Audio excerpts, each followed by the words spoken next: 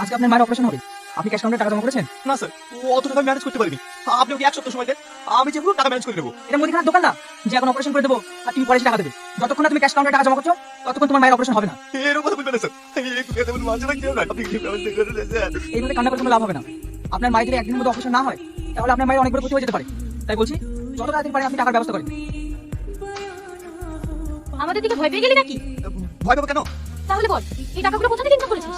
এই টাকা বলি মানে ব্যাঙ্গালোরে। কি মিথ্যে কথা সাজাতে পারছিস না? পারবি কি করে? তোর হাতে যে টাকাগুলো আছে সেগুলো তো তুই নিজে ইনকাম করিস। হ্যাঁ ম্যাডাম, আপনি ঠিক ধরেছেন। বিশেষ করে ম্যাডাম, এই টাকাগুলো আমার খুব প্রয়োজন। এই টাকাগুলো না পেলে আমার মায়ের অপারেশন হবে না। তুই কেমন ছেলে? নিজে মাকে বাঁচানোর জন্য পরে টাকা চুরি করতে হয়? মিথ্যে কথা না, আমাদের সামনে বলিস না। না ম্যাডাম, আমি মিথ্যা কথা বলছি না। আপনি আমার সঙ্গে হসপিটালে চলুন, আপনি গেলে বুঝতে পারবেন। ঠিক আছে, চল হসপিটাল, আমিও দেখি তুই কোন ভাই চিকিৎসা করবি। তোর সাথে পুলিশ কেনে? আমার ছেলেকে কোনো অন্যায় করেছে কি? আপনি কোনো চিন্তা করবেন না, আমি আপনার ছেলেকে ধরতে আসি। আমি আপনার ছেলের বন্ধু, তাই আপনাকে দেখতে এসেছি। কেমন আছেন আন্টি? হ্যাঁ মা, ভালো আছি। বাবু, তুমি এতগুলো টাকা জোগাড় করতে পেরেছি? কি হলো, চুপ থাকলি যে? হ্যাঁ কি, আপনার ছেলের পাশে আমি আছি না, আমি দেবো অপারেশনের টাকা। তুমি একটু বাইরে এসো।